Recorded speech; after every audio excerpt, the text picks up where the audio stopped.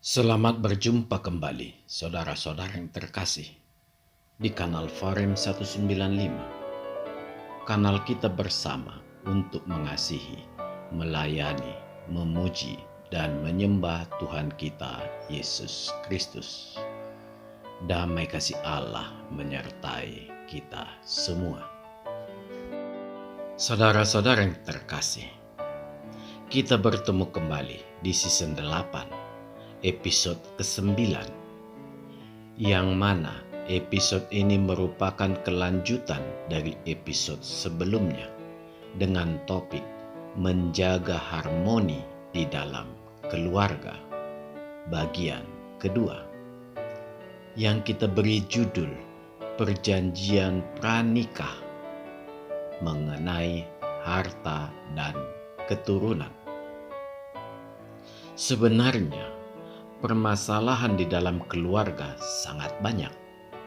Bahkan dari hal yang sederhana bisa menjadi sangat rumit.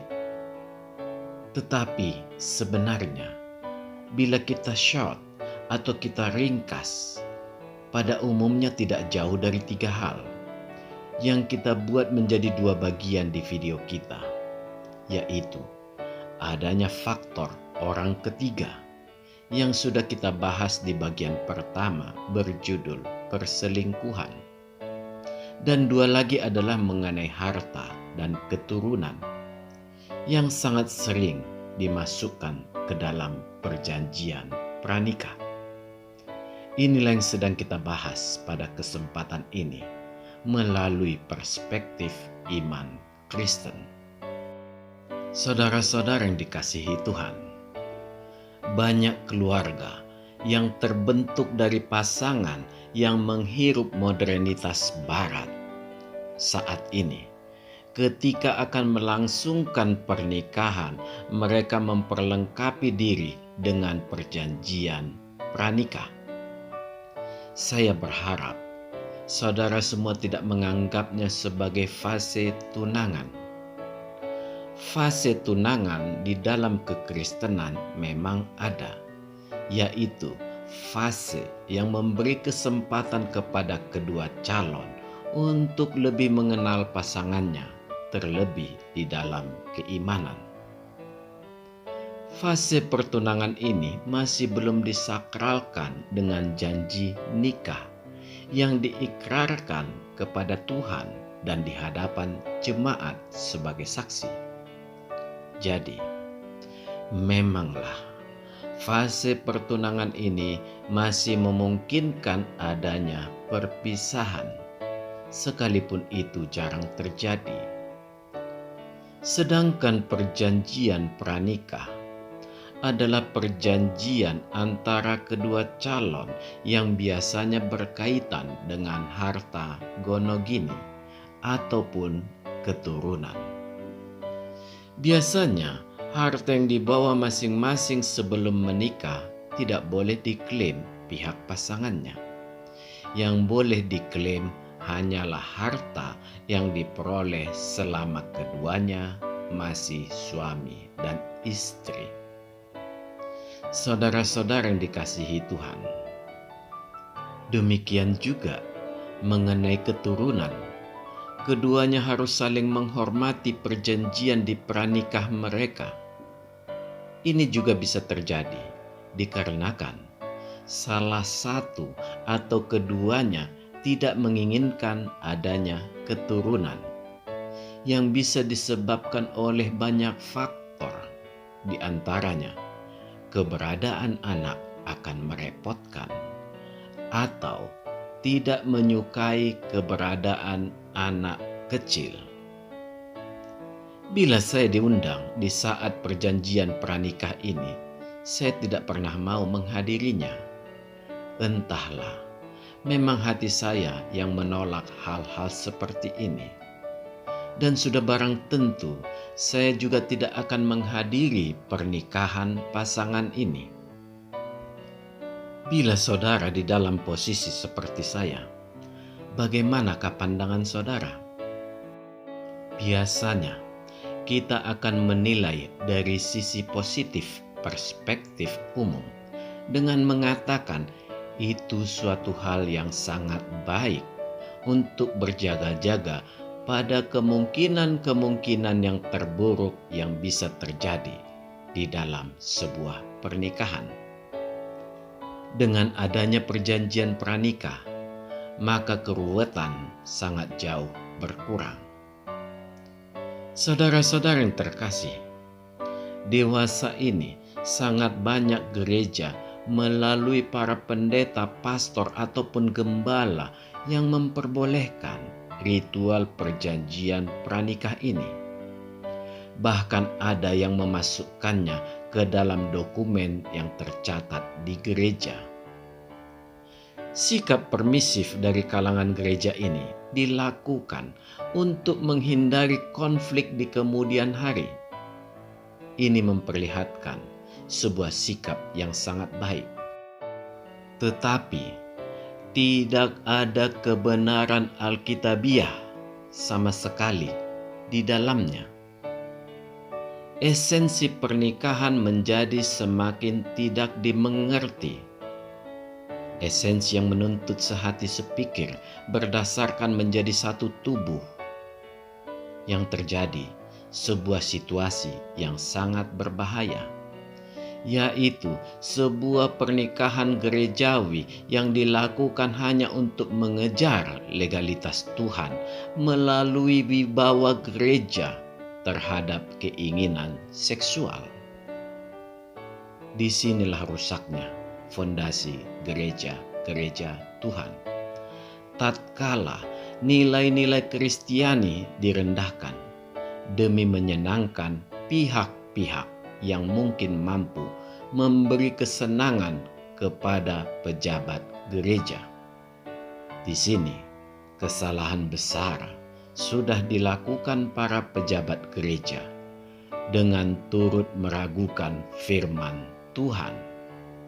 Dengan cara yang bersangkutan, meragukan kelanggengan sebuah pernikahan kudus yang dilayaninya sendiri.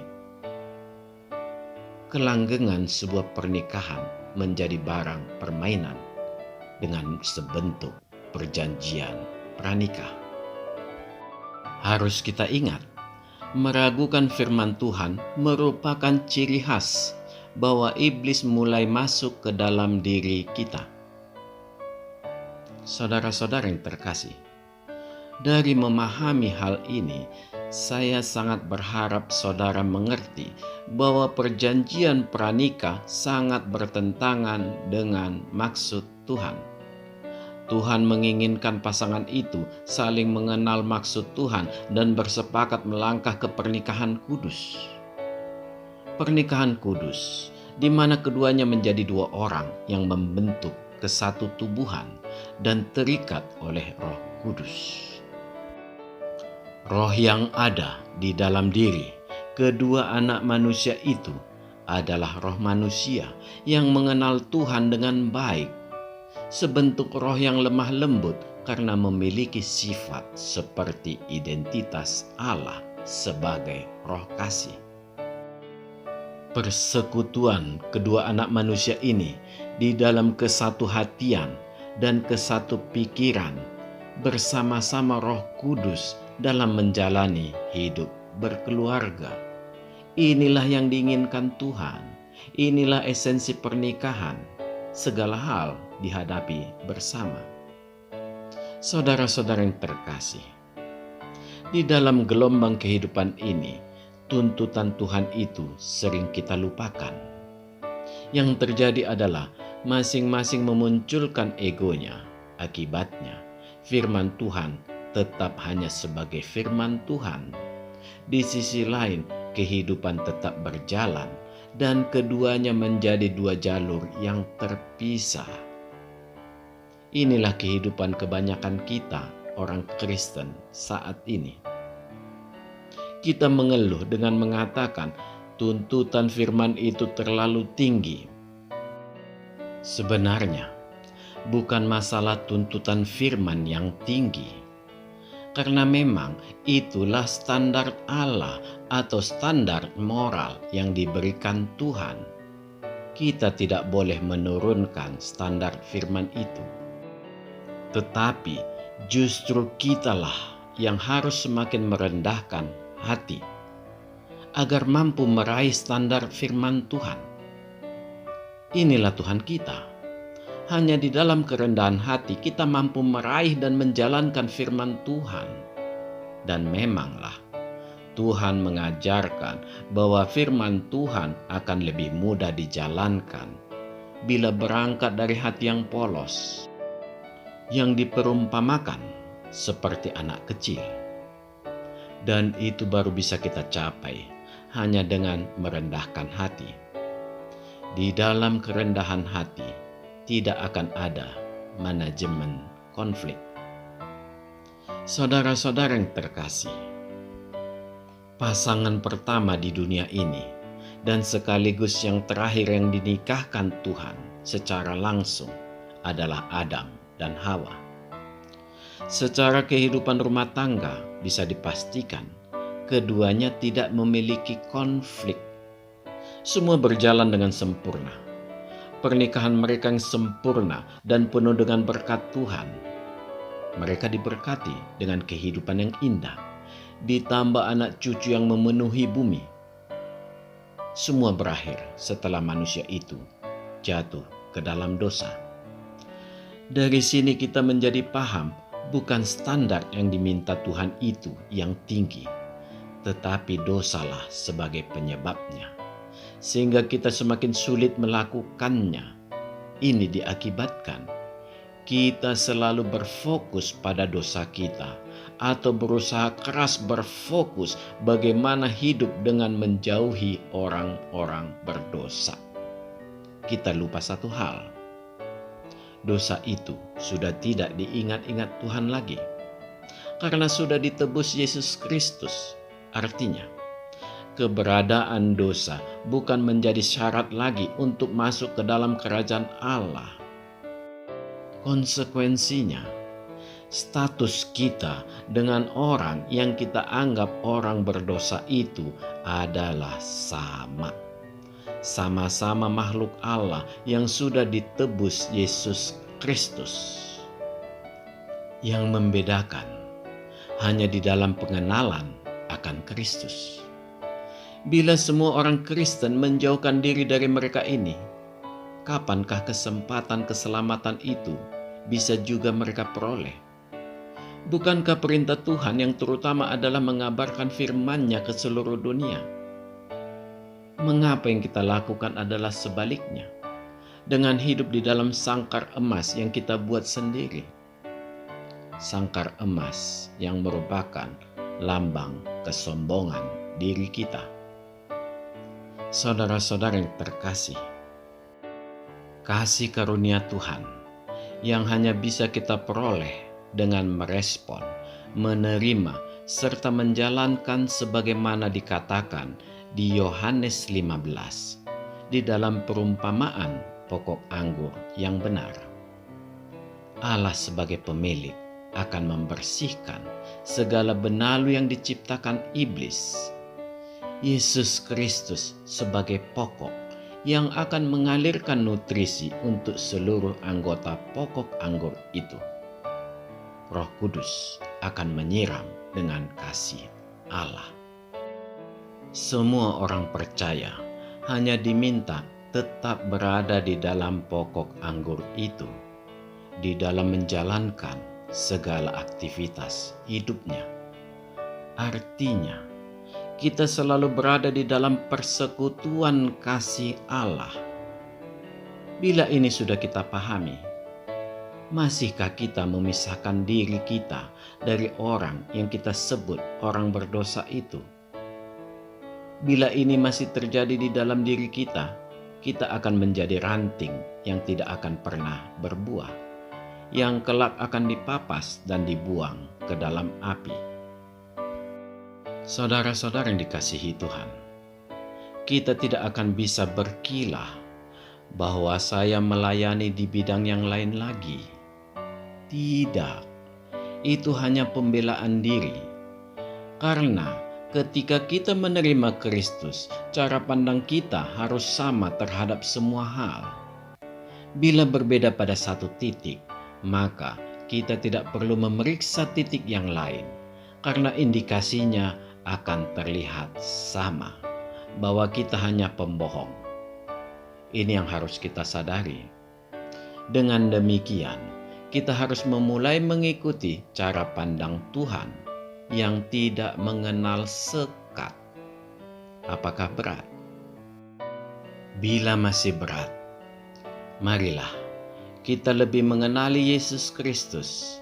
Dia akan mengikis kesombongan hati kita sebagai penyebab itu. Yang perlu kita lakukan hanyalah memberi izin kepadanya untuk melakukan itu. Artinya, kita harus membuka pintu hati kita.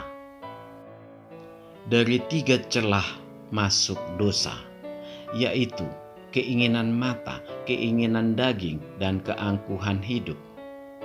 Hanya keangkuhan hiduplah yang murni berasal dari dalam diri manusia, yang selalu menutupi pelita Tuhan yang ada di dalam hati kita.